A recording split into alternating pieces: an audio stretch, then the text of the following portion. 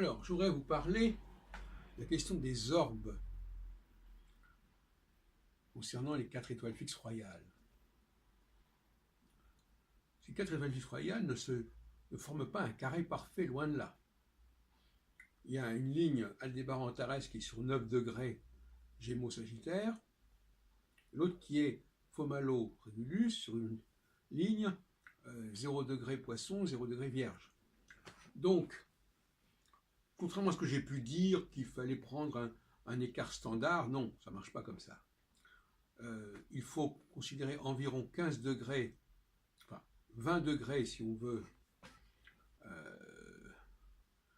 entre d'écart d'orbes, aussi bien avant qu'après, tout en sachant qu'il y a des phénomènes d'anticipation et que quand la planète se rapproche de l'étoile, elle est déjà en conjonction, et quand elle s'en éloigne singulièrement, elle est déjà en disjonction. Donc ces périodes sont particulièrement intéressantes parce que c'est des périodes de basculement. C'est peut-être ces moments-là qui sont les plus intéressants. Donc nous avons plusieurs exemples. Hein. Nous avons l'exemple de Léon Blum et de son Front populaire en juin 1936. Nous avons l'exemple de mai 68, nous avons l'exemple de décembre 2018 avec les Gilets jaunes, et puis l'exemple de François Mitterrand en 81, et puis, si on veut aussi, l'exemple de la constitution, des événements de mai 38 qui ont abouti à la Ve République et au retour de De Gaulle. Mai 58, j'entends. Et donc, dans tous les cas, nous avons des Saturnes qui sont forts. Des Saturnes qui sont forts et des Jupiters qui sont faibles. C'est intéressant. Qu'est-ce que ça veut dire?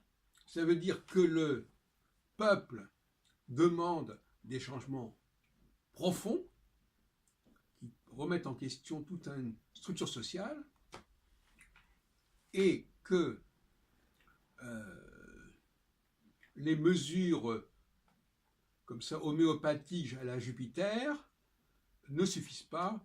On veut du Saturne, on ne veut pas du Jupiter. Parce que Jupiter est faible dans tous ces cas de figure, sauf dans un cas que je crois où il n'en est pas ainsi, mais enfin là on est dans les généralités.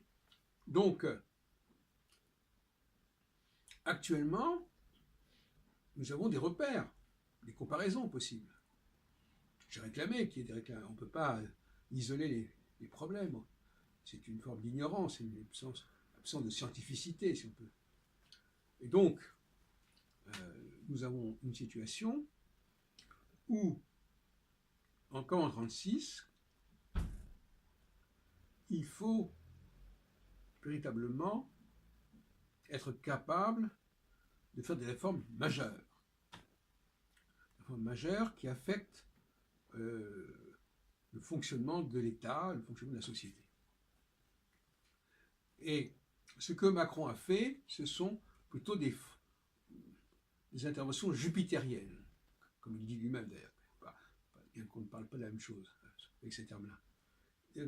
Donc des interventions jupitériennes, c'est-à-dire des interventions qui finalement reprennent les mêmes recettes, et reconduisent les mêmes choses, et qui en plus, il y a une sorte de charlatanisme avec Macron, parce qu'au lieu de travailler avec les partis politiques et de faire avancer les partis politiques, de les convaincre, il préfère constituer un nouveau parti politique. Ce n'est le cas d'aucun exemple que j'ai donné tout à l'heure. Mitterrand n'invente pas le Parti socialiste, pas plus que Blum. Alors, dans le cas de De Gaulle, on pourrait se poser des questions. Est-ce qu'il n'y a pas la création d'un parti gaullien qui n'existait pas avant, effectivement. C'est pour ça que certains ont comparé De Gaulle à Macron à ce niveau-là. Il y aurait beaucoup de choses à dire. Moi, je suis en train de proposer un outil. Maintenant, il faut l'appliquer en connaissance de cause et montrer que cet outil fonctionne.